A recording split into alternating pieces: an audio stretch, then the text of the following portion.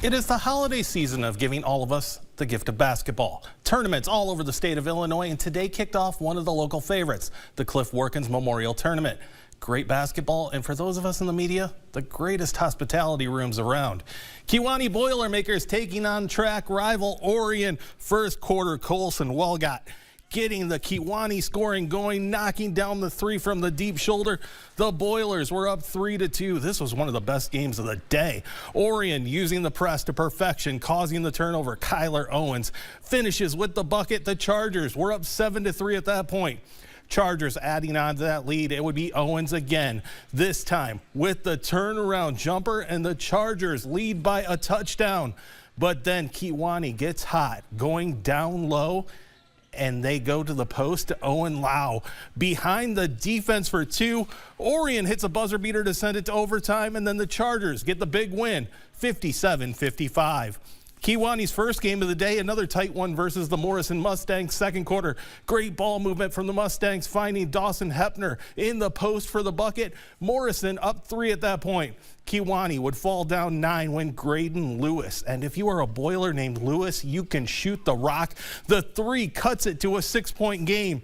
Later in the quarter, the Boilers working the ball around, and it's Lewis again, the pure stroke, number 3 for the 3. Kewanee down 1. Just before the half, it would be Hepner.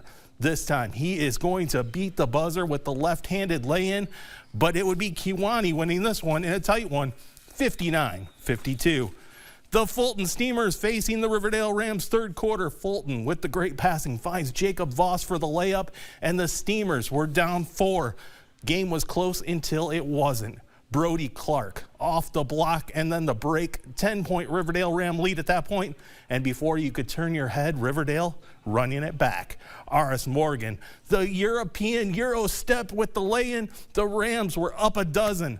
Late in the quarter, they go to Paxton Kiddu with the extremely long-range 3 is going to rip the twine on the net. The Rams sink the Steamers 75-58. The host Erie Prophetstown Panthers facing Galena in their first game of the tournament. First quarter, Drew Keonigs, the long jumper, and a friendly gust of wind is going to push that one into the rim. The Pirates scored the first 7 points in this game. EP would answer with back-to-back 3s. Evan Steinley, the second of the 3s, and the Panthers were down just 1. But Galena on the break with the numbers. They're going to go to Mason Smith. He is going to finish at the rim. The Pirates were back up 3.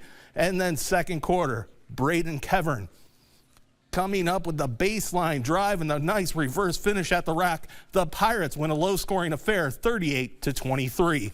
Newman's Coach Sharp looking sharp in his Christmas sweater for their matchup with Stark County. The Rebels, a big second-half deficit, but Dylan Steelman knows the corner 3 magic. It drops, and the Rebels were down 23. Newman keeping on scoring. Great passing into Peyton George Youngerman. Off the glass and down.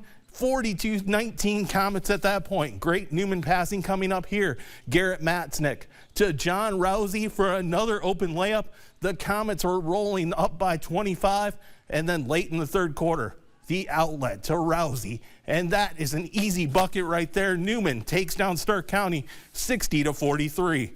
The girls tournament in Prophetstown, Wethersfield playing Merco. 2-point game at the half, but in the third, the Geese take flight. Lana Scott with the 3 ball in the corner pocket. Wethersfield up 13 and feeling it. A minute later, this time, Scott is going to cut through the entire Eagle defense. The finish at the rim, and the lead is now 15. Mercer County then trying to get the stroke going on the other end. Whitney Collison in the corner, and that is always the happy spot. That goes down for Merco, but there was too much Geese in the second half. LaJaya Angel attacking the open space for the layup here. The Flying Geese get the win by 20. Rockridge taking on Spring Valley Hall late in the first quarter. Leah DeCook is going to get the steal at midcourt. She's going to turn it around, and she will rattle down the jumper. The Rockets rolling at 15-7 at this point. Second quarter, the Red Devils get red hot from 3. Ava Delphi drops the first one to make it a 3-point game. And then the next possession, they're like, let's do it again. Charlie Pellegrini from pretty much the same spot with the same result. The game is tied. Rockridge fighting to take that lead back. Keaton Needham is going to come up and stop, pop, and the shot will drop for the Rockets. The Rockridge Rockets squeeze by Hall in this one, 51-45. The Monrose Titans taking on Fulton. Good start for the Steamers. Haley Smither is going to roll to an empty spot on the floor, and she's going to put it up and in. Fulton throwing down the gauntlet early. At least I think this is what he's doing, throwing down a gauntlet. More Smither in the paint. Kylie Smither this time feeds her, and it's a holiday feast in the box. The Steamers take the lead here, and then don't forget the Titans, though. They can shoot. Tatiana Taliva with her shot in focus better than mine. That gets 3 points. Monrose takes the lead. Less than a minute later is Brianna Woodward. The steal down court to Lily Mahoney, and that's some fast break points. The Titans hang on to a 53-46 win. The host Panthers ending pool play against Stockton. First quarter, Ashlyn Johnson. The great pass to Aubrey Heisman on the baseline, the cut, and she goes high off the glass, and the Panthers were up 1. On the other end, though, Stockton misses the runner, but Maddie Mamiser battles for the board. She is going to get it and get the hoop and get the harm. The Blackhawks tie the game at 6. Final seconds of the quarter, the Panthers try Stockton's idea. Heisman on the boards with the putback. EP leads by 2 after the first quarter. Second quarter, Dylan Brocious is going to get the steal from Stockton, and that is going to start the break. Emma Eisfeller with the layup despite getting fouled. Stockton goes 2-0 on the day, 39-24 the final here.